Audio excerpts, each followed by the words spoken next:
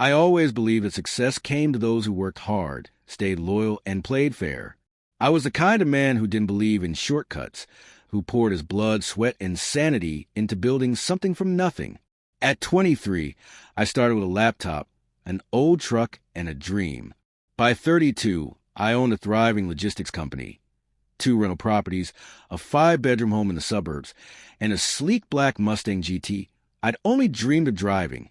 As a kid growing up in a cramped apartment, I married the woman I thought was my soulmate. Amanda, the girl who once served me coffee with a wink and a smile that turned my world upside down. She supported me in the early years, cheering me on as I slept 3 hours a night, turning deliveries into dollars, building customer relationships like my life depended on it. And maybe it did. I was building a legacy, not just for me, but for us, for our future kids, for the family I never really had growing up. I gave her everything. From the moment we got married, I put her name on the house deed, added her to every bank account, made her co-owner of the company, even though she never worked a single hour in it. I trusted her blindly. I thought that's what love meant. For 8 years, we lived what everyone else called a perfect life. Instagram vacations in Bali, matching BMWs, weekends at the lake house, couples therapy, not because we needed it, but because power couples prioritize communication, she said. I didn't realize it back then, but I was sleepwalking into a slow, surgical betrayal. The first crack showed up when I came home late one night from closing a huge deal that would double our annual revenue.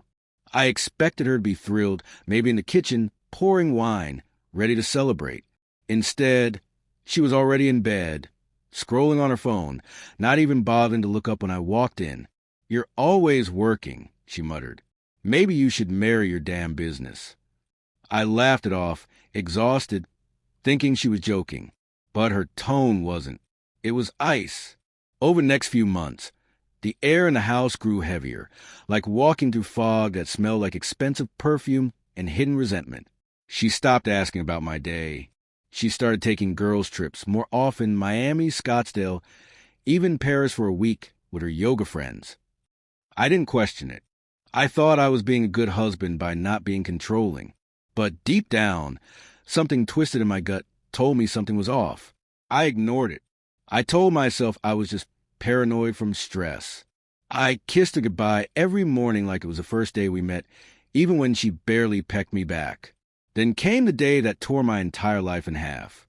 It was a Tuesday. I remember because I had just signed a new vendor partnership worth over $2 million. I drove home early, excited, a bottle of champagne in hand. But as I turned the corner onto our cul-de-sac, I saw a U-Haul truck in the driveway. Confused, I pulled in, walked inside, and everything was gone. Literally gone. Furniture, TVs, art, even the freaking coffee machine. Only thing left was a white envelope on the marble counter with my name on it. I opened it with shaky hands. Inside were 4 words printed in bold font. "We need to talk. Amanda." My heart dropped. I called her. No answer. I texted. No reply. 2 hours later, I received a phone call. Not from Amanda, but from a lawyer. Her lawyer. She had filed for divorce. Not just that, but she requested full rights to the house, both cars, spousal support, and 100% ownership of the company. I thought it was a mistake. Some legal misstep. I called my own attorney in a panic, only to find out something even more horrifying. Over the past 2 years, Amanda had been secretly transferring shares of the business into her name through forged documents and legal loopholes she learned from a business coach she had met during one of her trips. My name was being removed from the assets I built with my bare hands. I was numb, shell-shocked, frozen like a man watching his house burn, but holding the matches in his own fingers. My bank accounts? Locked. Company car? Towed within 24 hours. Even the office building I worked out of, my own employees looked at me with pity as I was escorted out by security. Amanda had claimed I was mentally unstable and emotionally abusive, and with her lawyer's aggressive filings and my lack of preparation, the court issued a temporary restraining order that barred me from my own company's headquarters. And the worst part? She had staged it all.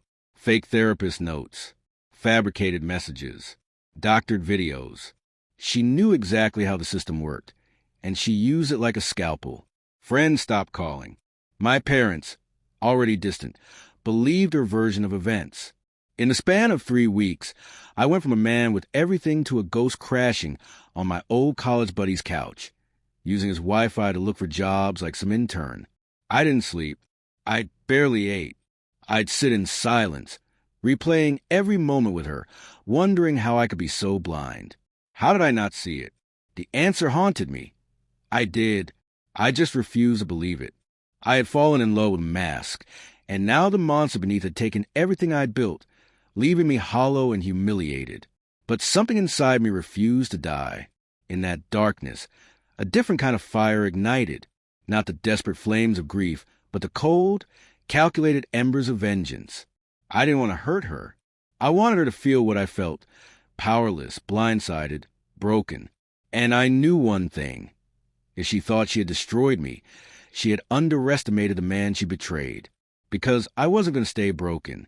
I was going to rise, not as the man she knew, but as something else, smarter, sharper, and dangerously patient. The storm she unleashed wasn't over.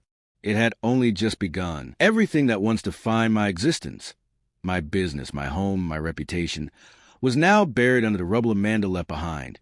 And as I sat in my buddy Sean's cluttered living room surrounded by pizza boxes, the faint smell of incense masking the damp rot of forgotten dreams, I stared into the flickering glow of his old plasma TV and felt the heavy silence of a life that had been violently erased, replaced by disbelief, rage, and an ice-cold clarity I'd never known before. My phone buzzed, with pity texts, but none from Amanda, no apology, no explanation, not even a last jab. And that silence cut deep in the lies. So I dove into the only thing that made sense anymore, learning everything I could about what had been done to me. Because if Amanda could dismantle my empire in a matter of weeks, then I had to understand the architecture of destruction before I could ever rebuild. And I spent every night poring over financial documents, legal case files, online forums for business, victims of divorce fraud, and forums where men and women alike shared stories of revenge, betrayal, and courtroom warfare.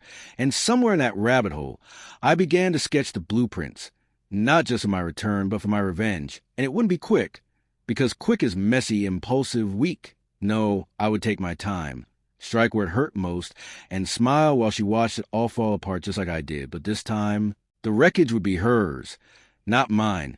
I started small, using an alias to find out who Amanda had been talking to, who had helped her siphon the business from under my feet. And the rabbit hole got darker the deeper I went. There was this man, Damien, an executive consultant she met on one of her so-called wellness retreats, who was now listed as a strategic partner in my former company's rebranded website. And it didn't take much to connect the dots. They were sleeping together, and they had been for at least a year before the divorce. Maybe longer, but the betrayal wasn't just personal. It was professional. He was using insider information from Amanda to poach clients and expand the company under a new name while parading around as a visionary. And that was a crack I needed, because buried beneath their shiny branding and Instagram-perfect photos were accounting inconsistencies and misreported tax filings that I, as the original founder, recognized instantly. And now, as a nobody watching from the shadows, I had the one thing they didn't: perspective, and I used that power ruthlessly. I began recording everything, every social media post, every conference they attended, every client testimonial they posted, and I matched them to dates, contracts, and invoices I knew weren't accurate, building a digital folder of corruption 1 gigabyte at a time, while publicly keeping my head down and working nights as a freelance logistics consultant under a different name, slowly stacking cash, rebuilding my confidence, and constructing a new LLC under a trusted friend's name as a registered agent, so my identity stayed hidden. Amanda thought I was finished, and that illusion was my armor, because while she threw launch parties and rooftop bars, I was learning how to legally dismantle what she stole. And when I finally sat down with my new lawyer, a shark of a woman named Janelle, who specialized in corporate litigation and divorce counterclaims, she smiled the moment she saw the file I handed her and said 5 words that made my stomach drop and my heart race.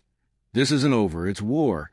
And for the first time since Amanda gutted my life, I felt hope not because I get everything back, but because I make sure she paid in full for every lie, every forged paper, every night I cried into a whiskey glass wondering if I'd ever be whole again.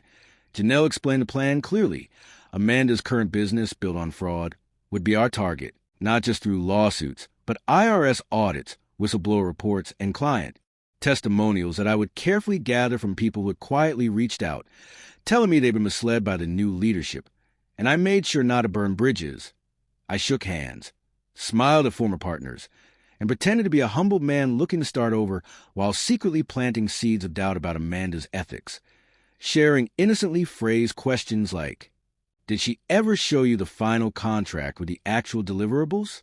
I'm just wondering if she made the same edits on your copy too." And it worked better than I expected. Within 3 months, one of their biggest clients dropped them and began quietly contracting with my new company. And 2 others began auditing the work Amanda and Damien had delivered. And I watched as their 5-star reputation started to crack without a single public word from me. The best part? Amanda had no idea I was behind any of it.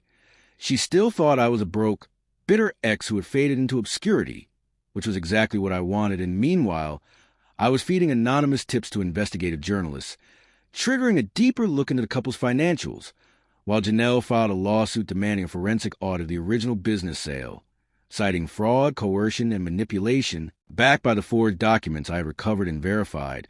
And with each passing week, I grew stronger, not just in finances, but in will, in purpose, in identity. The man Amanda destroyed was gone, and in his place stood someone she could no longer predict, control, or recognize. Revenge wasn't just about justice. It was about reclaiming my soul, piece by piece, by showing her that no matter how perfectly she thought she executed her betrayal, there was one fatal flaw in her plan. She underestimated the man she tried to erase, and now, as I stood outside the building that used to bear my name, watching her arrive in her new Range Rover, flashing a confident smile to photographers snapping shots for some business magazine cover, I clenched my jaw and whispered to myself, "Smile while you can, Amanda, because I'm coming, and when I do, it won't be with fire, but with silence, strategy, and the full force of everything you thought you'd stolen." There's a rare kind of silence that descends right before a storm strikes, the moment just before thunder shatters the sky, and the world changes forever. And as I stood in the back of that crowded gala event Amanda was hosting to celebrate the 5-year anniversary of her and Damien's new business empire, dressed in a tailored black suit with a press badge I'd acquired through a fake startup media brand I created specifically for this night, I felt that silence echo inside me, calm and cruel, because this wasn't just revenge. It was Judgment Day, and every calculated move I had made over the past 18 months had led to this exact moment. Every piece of data I'd archived, every name I blacklisted, every whisper I planted through old business associates, forums, and silent email leaks had been part of a chess match they didn't even know they were playing, and tonight, their arrogance had invited them to the final checkmate with champagne in hand and spotlights shining on their fabricated glory. The ballroom was filled with venture capitalists, influencers, former client of mine that Amanda and Damien had stolen with honeyed words and doctor portfolios. And as I slowly weaved through the sea of gowns and suits, every polished surface and crystal chandelier reflected not wealth, but rot, a rotting empire built on betrayal, theft, and blind greed. And as Damien stood on stage giving his phony speech about resilience and leadership, while Amanda beamed beside him in a red designer dress paid for with money she embezzled from our original accounts, I smiled. Not a bitter smile, but the calm, surgical kind that comes when every piece has fallen into place, when the knife doesn't tremble in your hand but glides with precision, because I hadn't come to simply watch them celebrate. I had come to destroy them live, in front of the very crowd they worshipped. Earlier that week, I had delivered a confidential envelope to a senior journalist at a national financial investigative outlet. Inside were over 1,200 pages of data, screenshot of internal emails showing double billing practices, legal documents proving Amanda had backdated company ownership transfers, video footage of her instructing an assistant to forge a partner's signature, and most damning of all, tax documents indicating tens of thousands in misreported income and diverted charitable donations that never reached the nonprofits they boasted about supporting.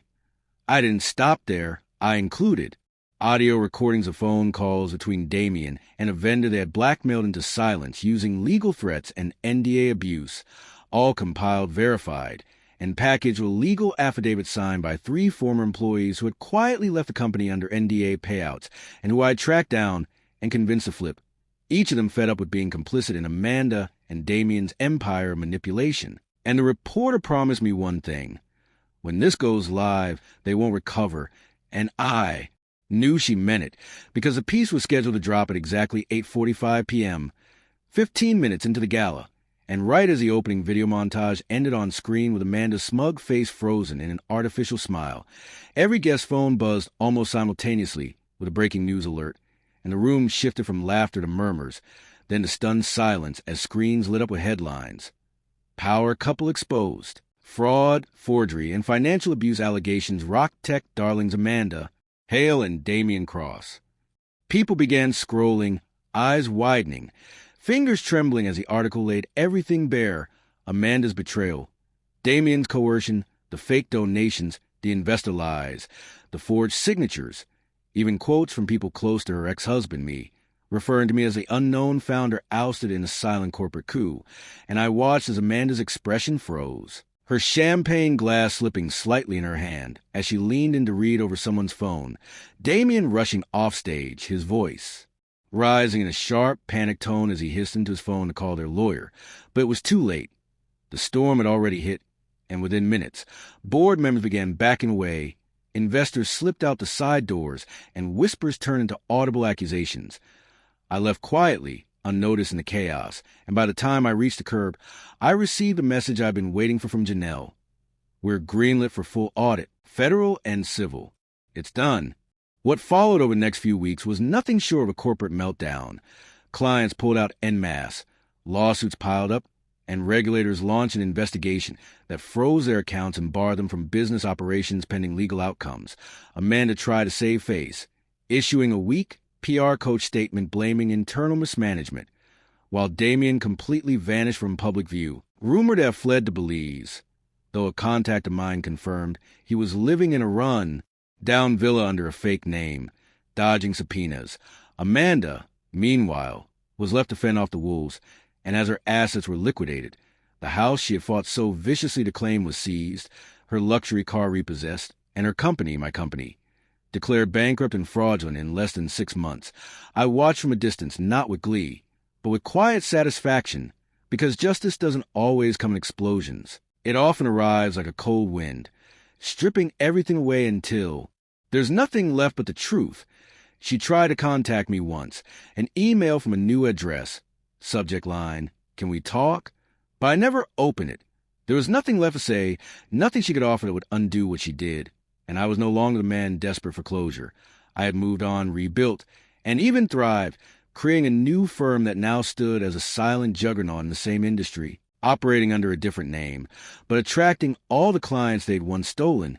And when the Forbes Top 100 Underdog Entrepreneurs list published my profile with the caption, "Phoenix from the Ashes, the man who quietly took it all back," I knew the circle was complete. Amanda's fall wasn't just about karma. It was about truth catching up with lies. And for anyone who's ever had everything ripped from them by someone they trusted, know this. Silence isn't weakness, and patience isn't surrender. Sometimes the best revenge is simply becoming untouchable while they're drowning in the wreckage they built themselves. And if Amanda ever looks back, wondering when it all started unraveling, she'll never realize the moment I began winning was the very moment she thought I'd lost everything.